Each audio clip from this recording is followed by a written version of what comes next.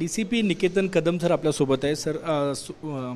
जामगडे नावाची महिला पाकिस्तानात गेली होती, ती नागपुरात पोलिसांच्या ताब्यात आलेली आहे. काय इंट्रॉगेट केलं, काय गुन्हे दाखल झाले? काल रात्री आपण त्या महिलेला अमृतसर पोलिसांच्या ताब्यातून आपल्याकडे आणलेलं आहे आणि त्यांना अटक देखील केलेलं आहे रात्री मान्य न्यायालयाच्या समोर हजर करून. आत्तापर्यंतच्या इंटरोगेशनमध्ये त्यांच्याकडून आपल्याला मोबाईल, पासपोर्ट आणि इतर ID कार्ड्स आपण त्यांच्याकडनं रिकवर केलेले आहेत आणि मोबाईलमधून जो डेटा रिकव्हरी आहे ते आपण सायबर एक्सपर्ट्सच्या माध्यमातून आता करत आहोत आणि त्यांना विचारपूस केली असता ते सिक्वेन्स ऑफ इव्हेंट सांगत आहे की मेमध्ये 4 मेला इथून गेले होते, अमृतसरला गेले, तिथून पुन्हा ते कारगिलला गेले, मुलगाही त्यांच्यासोबत होता, मुलाला बर्फ दाखवण्यासाठी ते कारगिलला गेले असं त्यांचं सांगणं आहे. त्याच्यानंतर 14 तारखेला त्यांनी त्यांच्या सांगण्यानुसार ॲक्सिडेंटली बॉर्डर क्रॉस केली असं ते म्हणत आहेत.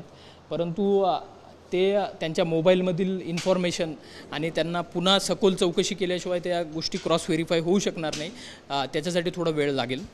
गुन्हा तुम्ही दाखल केलेला आहे याच्यामध्ये आपण जे अमृतसर पोलिसांनी ऑफिशियल सिक्रेट्स ॲक्टनुसार 0 FIR केली होती, सेम त्याच सेक्शन्समध्ये आपण रेग्युलर FIR दाखल केलेली आहे आणि आता विचारपूस करताना जर काही गोष्टी नवीन समोर आल्या तर आपण अकॉर्डिंगली त्याच्यामध्ये सेक्शन्स किंवा दुसरा ॲक्ट काही ॲड होतोय का ते चेक करणार आहोत. बॉर्डरवर इतकी सिक्युरिटी असताना बॉर्डर सिक्युरिटी फोर्सची ती पाकिस्तानला गेली कशी हा सगळ्यात मोठा प्रश्न आहे आणि तिथनं इथली नागपुरातली काही सेन्सिटिव्ह माहिती तिने दिली आहे का तिथे?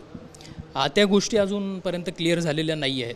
आम्ही कारगिल पोलीस यांच्यासोबत कॉन्टॅक्टमध्ये आहोत कारण ही महिला तिथल्या ज्या जागांचे नाव सांगत आहेत, त्या दिवशी क्रॉस करताना काय काय घटना घडल्या आपण ते क्रॉस चेक करणार आहोत त्या पोलिसांसोबत की त्या जागा खरंच तिथे आहेत किंवा कसे आणि इथली काही इन्फॉर्मेशन गेली आहे किंवा कसे हे देखील पुढच्या काही दिवसात क्लिअर होईल. या तपासामध्ये ATS किंवा नॅशनल ज्या इन्व्हेस्टिगेशन एजन्सीज आहेत त्या इन्व्हॉल्व्ह होऊ शकतात का? यस सर्टनली, निश्चितच त्या तपासामध्ये सर्व आपल्या लॉ एन्फोर्समेंट आणि इंटेलिजन्स एजन्सीज समाविष्ट होतील कारण ज्यावेळेस त्यांनी बॉर्डर क्रॉस केलेली आहे it was the high time, म्हणजे तो खूप हाय टेन्शनचा टाईम होता त्यावेळेस आणि त्याच्यामुळे सर्वच एजन्सी मिळून याच्यामध्ये विचारपूस करणार आहे. मोबाईल जो आहे तो फॉर्मॅट केला होता, त्यात काही माहिती लपवण्याचा प्रयत्न होता कधी? तेही सांगता येणार नाही. ते सांगतात की मोबाईल पडला होता, चालू होत नव्हता त्यामुळे केलेला आहे.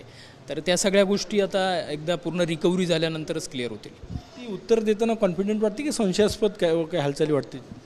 आता ते सांगू नाही शकत, प्रत्येकाचं नेचर वेगळं असतं उत्तर देताना, परंतु ते शी इज कॉन्फिडंट इनफ उत्तर देताना. आपण जे प्रश्न विचारले त्यांचं उत्तर देत आहेत. कॅमेरामॅन सचिन सयामसह गजानन उमाटे, TV9 मराठी, नागपूर.